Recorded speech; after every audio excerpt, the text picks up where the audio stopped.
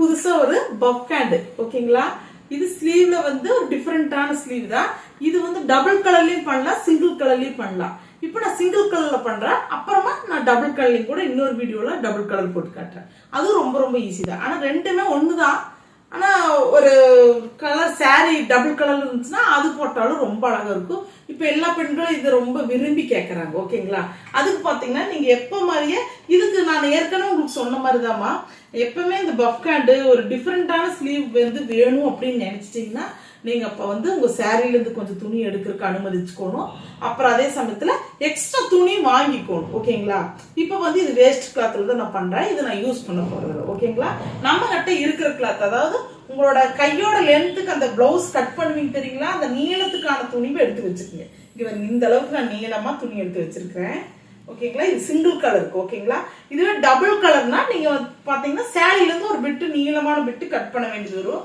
அதே மாதிரி கீழே இருக்கிற பார்டரையும் கொஞ்சம் கட் பண்ணி எடுத்து வச்சிருக்கேன் ஓகேங்களா. இப்ப பாத்தீங்கன்னா நாம என்ன பண்ண போறோம், மேல இருந்து ஓகேங்களா, மேல இருந்து ஒரு இந்த இடத்துல இருந்து நம்ம ஒரு நல்லாவே ஒரு சுருக்கு வைக்க போறோம் நம்ம ஓகேங்களா. மேல இருந்து சுருக்கு வைக்க போறோம், நல்லா ஒரு பட்டையா வர்ற அளவுக்கு இந்த இடத்துல நல்லா அப்படியே உள்ள தள்ளி தள்ளி நல்லாவே வைங்க. அதாவது இந்த சென்டர் நாச்சி கட் பண்ணி வச்சுக்கணுமா. சென்டர் நாச்சிலேருந்து இந்த பக்கம் தள்ளி நீங்கள் என்ன பண்ணுறீங்க, நல்லா உள்ளே தள்ளி தள்ளி இப்படி நல்லாவே பட்டையாக சுருக்கு வைக்கிறீங்க. நல்லா உள்ள, அதாவது சுருக்கு வைக்கிறது வந்து நீங்கள் ஏனாதானம் வைக்கக்கூடாது, நல்லா பட்டையாக வைக்கணும். அப்போ தான் கீழே வரைக்கும் உங்களுக்கு அந்த ஸ்லீவோட அந்த டிசைன் உங்களுக்கு நல்லா அழகாக தெரியும். இப்போ நான் வச்சுட்டு பாருங்க. அதே மாதிரி இங்கே ஆப்போசிட்டில் வைக்கணும் ஓகேங்களா. இந்த இடத்துல ஆப்போசிட்ல தான் வைக்கணும். இங்கே நல்லா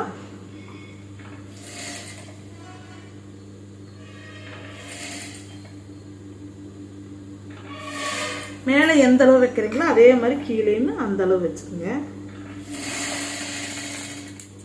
வச்சதுக்கு அப்புறமா இப்படி இந்த பாவடை மாதிரி சுருக்கு இருக்கும்.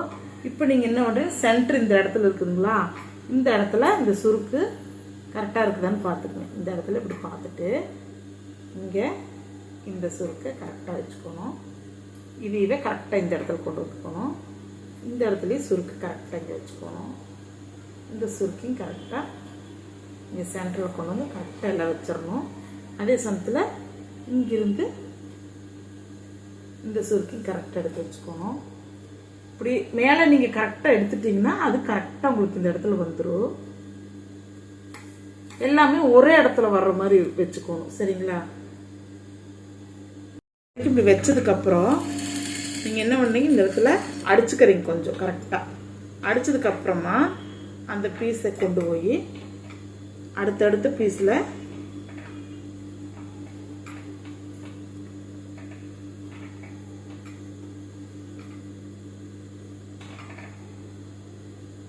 பீஸை கொண்டு கரெக்டா வச்சு அடிச்சிடணும். அடிச்சதுக்கப்புறம் இப்போ பாருங்க, உங்களுக்கு சுருக்கு இந்த மாதிரி இப்படி வரும் பொசிஷனில் வந்தோடனே இந்த இடம் ஸ்ட்ரெயிட்டாக கட் பண்ணிக்கணும். கட் பண்ணிவிட்டு இதில் வந்து லைனிங் ஃபிட் பண்ணிவிட்டு லைனிங் வச்சதுக்கு அப்புறமா நீங்கள் என்ன பண்ணுறீங்கன்னா இந்த மாதிரி உங்களுக்கு உங்களோட கையோட பார்டர் இருக்கும், அந்த பார்டருக்கும் நீங்கள் லைனிங் வச்சதுக்கு அப்புறமா இங்கே வருங்க இந்த அடிப்பகுதியில் நல்லா கரெக்டாக 1/2 இன்ச்சில் எடுத்து வச்சு ரொம்ப ரொம்ப ஈஸியாக வச்சிடலாம். இதுக்கு நம்ம துணி எடுத்துக்கிற மெத்தட்லவே இருக்குது. துணி மட்டும் கொஞ்சம் ஆடல் பாடலாம் எடுத்துக்கணும். எடுத்ததுக்கு அப்புறமா திருப்பி வச்சு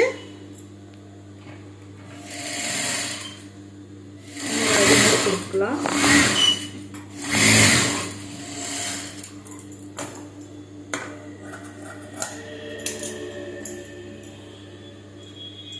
திருப்பி வச்சு இந்த பார்டரை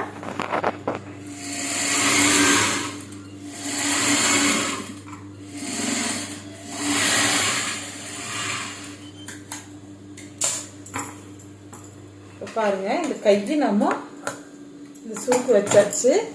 இந்த இடத்துல நம்ம இந்த இடத்துல ஒரு பீடு கொடுக்குறோன்னா கொடுத்துக்கலாம். இந்த கையோட வடிவம் பாருங்க.